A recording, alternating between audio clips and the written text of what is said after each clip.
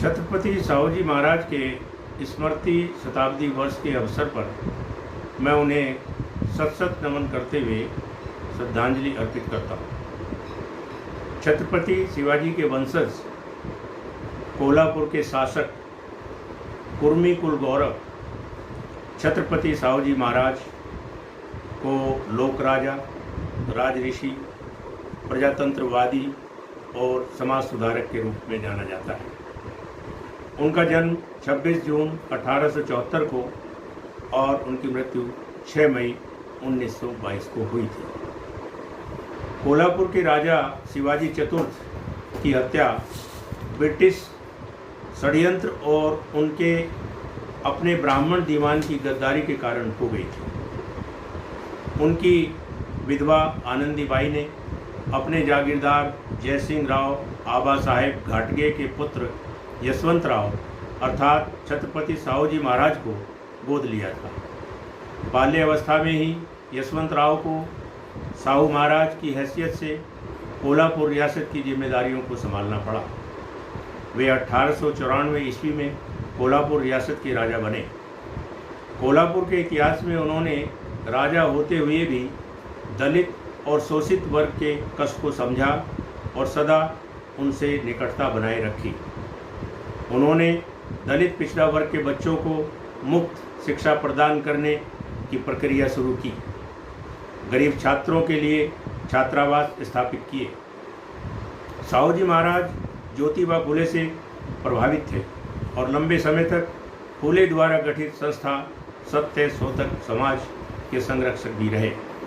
बाबा साहेब अम्बेडकर की उनकी पढ़ाई जारी रखने के लिए आर्थिक सहायता साहूजी महाराज ने ही की थी। एक प्रकार से देखा जाए तो बाबा साहेब ने साहूजी महाराज के ही कार्यों को आगे बढ़ाया। पूना पैक्ट इसका जीता जागता उदाहरण है। यदि साहूजी महाराज उस समय होते तो बाबा साहेब को शायद समझौता न करना पड़ता।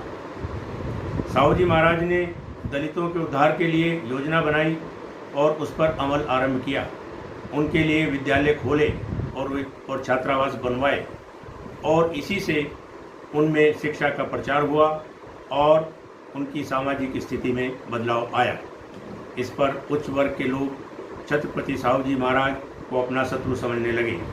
यहाँ तक कि उनके पुरोहित तक ने ये कह दिया कि आप शूद्र हैं और शूद्र को वेद मंत्र सुनने का अधिकार नहीं है।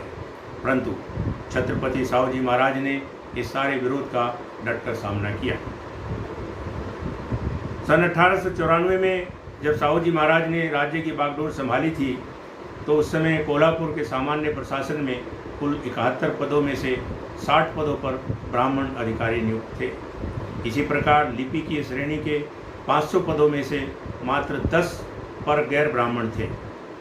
सन 1902 के मध्य में साहूजी महाराज जब इंग्लैंड गए हुए थे तो उन्होंने वहीं से एक आदेश जारी करके कोल्हापुर के अंतर्गत शासन प्रशासन के 50% पद पिछड़ी जातियों के लिए आरक्षित कर दिए थे, जिससे सन 1912 में 95 पदों में से ब्राह्मण अधिकारियों की संख्या मात्र 35 रह गई थी। इसी क्रम में सन 1903 में साहूजी महाराज ने कोल्हापुर स्थित शंकराचार्य मठ की संपत्ति जब्त करने का आदेश दिया था।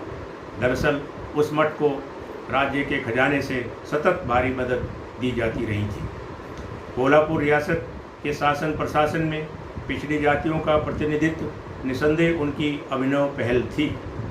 उन्होंने पिछड़ी जातियों समेत समाज के सभी वर्गों के लिए अलग अलग सरकारी संस्थाएं खोलने की पहल की।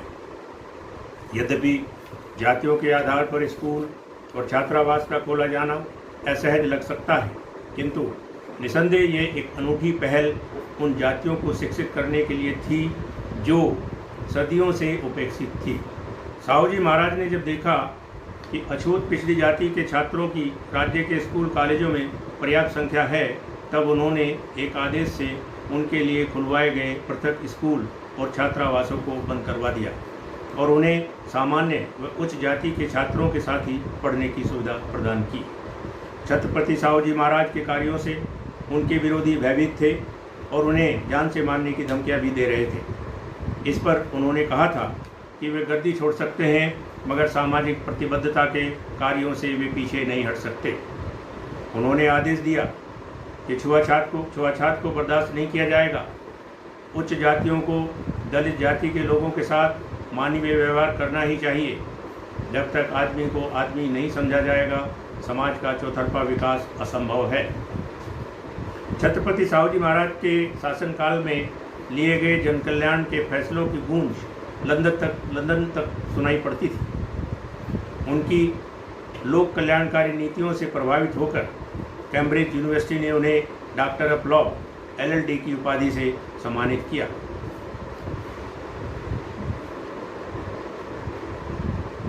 उनका ये दृढ़ विश्वास था कि शिक्षा में मानव समाज के सभी दुखों को हरने की अपार शक्ति है। इसी उद्देश्य की पूर्ति हेतु उन्होंने अपने राज्य के सभी के लिए निःशुल्क अनिवार्य प्राथमिक शिक्षा की व्यवस्था करवाई। अछूत समझे जाने वाले समाज के लोगों को समाज की मुख्य धारा में जोड़ने के लिए उनका सर्वाधिक क्रांतिकारी निर्णय था उस समय के लोगों को संपत्ति और भूमि का अधिकार देना। विठल भाई पटेल का Hindu code bill national assembly में अस्वीकृत होने पर भी कोल्हापुर पहला ऐसा राज्य बना जहां हिंदू कोड बिल प्रभाव में आया। उसके माध्यम से महाराजा ने विधवा पुनर्विवाह पर जोर दिया।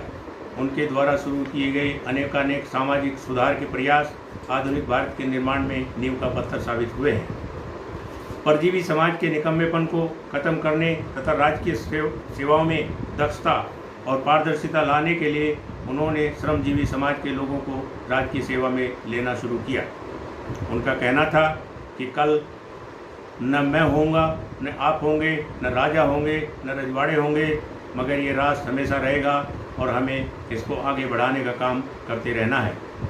समाज में सबको सम्मान मिले, सभी शिक्षित होकर राष्ट्र के उत्थान में भागीदार बने, तभी हमारा जीवन सफल माना जाएगा। 20 अगस्त 1917 को secretary of state for India Edwin Montagu ने लंदन में ब्रिटिश संसद में बोलते हुए कहा था कि सरकार की ये योजना है कि भारत में धीरे धीरे स्वशासन संस्थाओं का विकास किया जाए ताकि समय के साथ वहाँ एक उत्तरदायी सरकार का गठन किया जा सके। छत्रपति साहूजी महाराज ने बम्बई प्रेसिडेंसी के पूर्व गवर्नर लॉर्ड सिडनम को सितंबर 1918 में ऐतिहासिक पत्र लिखा जिसमें विधायिका और आबादी के अनुरूप आरक्षण की मांग की गई। उन्होंने कहा कि ब्राह्मणों की मजबूत किलेबंदी को तोड़ने का एक ही रास्ता है और वह है कि काउंसिलों में ही नहीं बल्कि सभी सरकारी सेवाओं के सारे उच्च व निम्न पदों में समुदाय आधारित प्रतिनिधित्व की व्यवस्था को किया जाना चाहिए। साहू जी ने लिखा था कि जातियों में विभाजित और पुरोहितों व पंडितों के चंगुल में फंसे भारत के लाखों अशिक्षित लोगों पर समानता का पश्चिमी सिद्धांत लागू करना अनुचित होगा। ब्राह्मणों ने हर क्षेत्र में अपना प्रभुत्व स्थापित कर लिया है। प्रोविंशियल और इंपीरियल काउंसिलों परिषदों में समुदाय आधारित प्रतिनिधित्व ही वह तरीका है जिससे उनके हितों की रक्षा हो सकती है।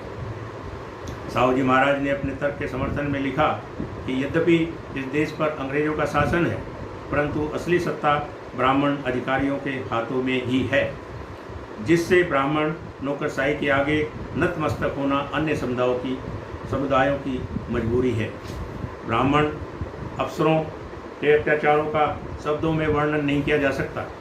ब्राह्मण नौकरशाही के राज के चलते गैर ब्राह्मण मराठाओं और अन्य पिछड़े समुदायों के लिए काउंसिलों में अपने प्रतिनिधित्व भेज पाना संभव ही नहीं है।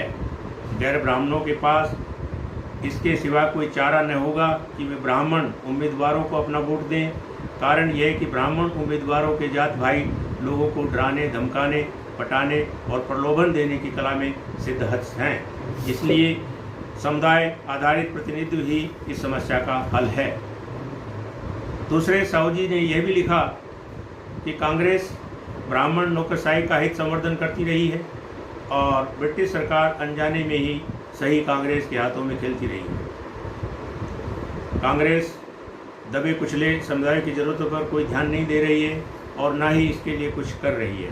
अगर काउंसिलों में समुदाय आधारित प्रतिनिधित्व न देने के अपने निर्णय पर सरकार कायम रहती है तो इसका नतीजा यही होगा कि काउंसिलों में ब्राह्मण ही ब्राह्मण होंगे। तीसरे साहू जी ने लिखा कि यह तर्क दिया जा सकता है कि अगर चुनाव में मराठा गैर ब्राह्मण और अन्य समुदायों के प्रतिनिधि निर्वाचित नहीं होते हैं तो सरकार उन्हें काउंसिलों के सदस्य के रूप में नामांकित कर देगी। परंतु ये उपाय बहुत कारगर नहीं है। नामांकित सदस्यों में सामान्यतः उस तरह का आत्मविश्वास नहीं होता जैसा चुनाव लड़कर समुदाय सदस्य बनने वालों में होता है।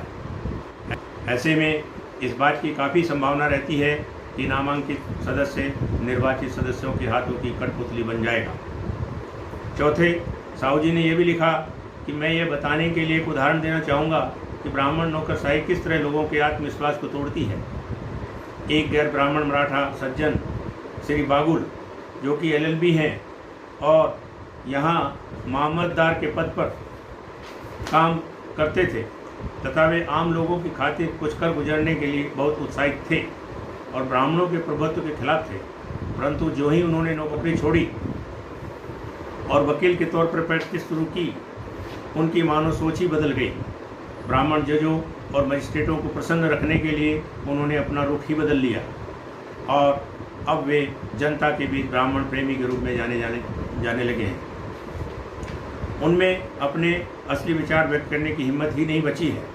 इसी तरह वकालत शुरू करने के ब्राह्मणों के प्रति लाथे का रवैया भी अत्यंत नरम हो गया है।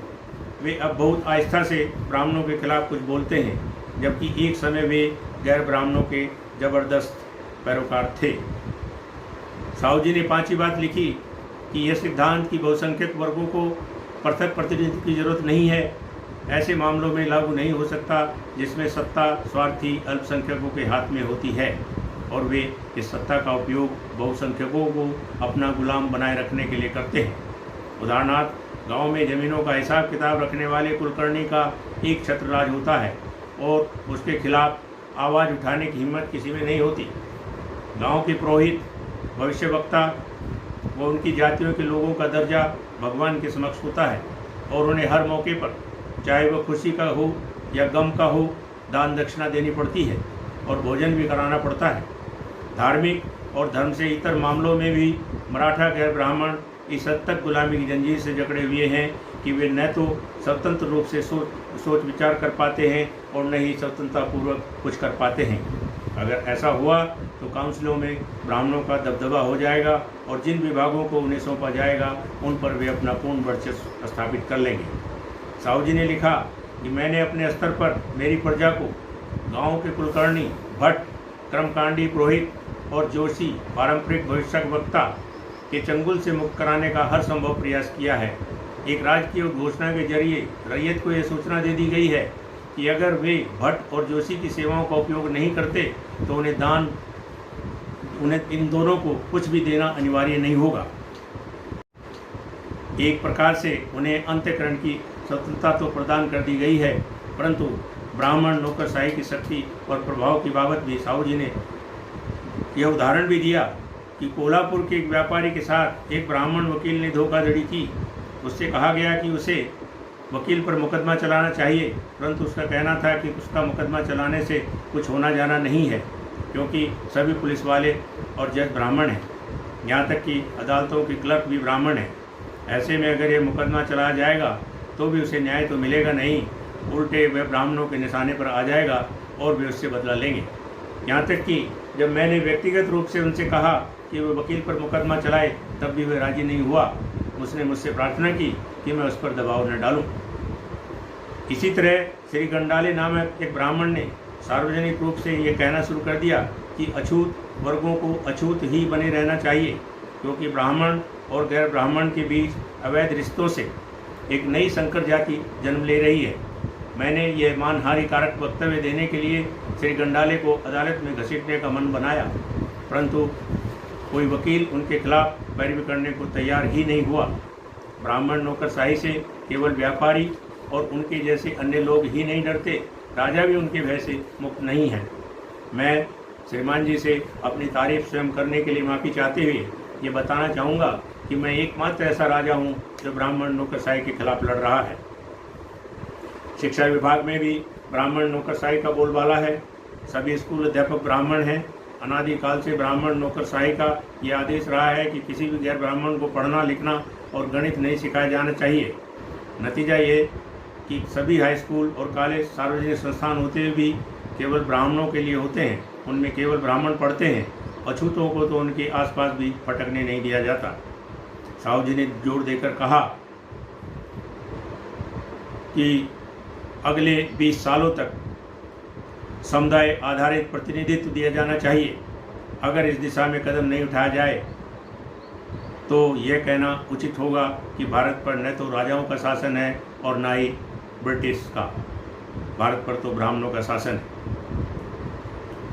इस प्रकार साहू जी महाराज के बारे में जितना कहा जाए उतना कम है, परंतु एक वही थे जिन्होंने गैर ब्राह्मणों के अधिकारों पर कुंडली मारे बैठे ब्राह्मणों से उनके अधिकारों का परिचय कराया, और जो भारत के संविधान में अन्य सभी सामाजिक प्रथाओं के सहयोग से हम सबके सामने है।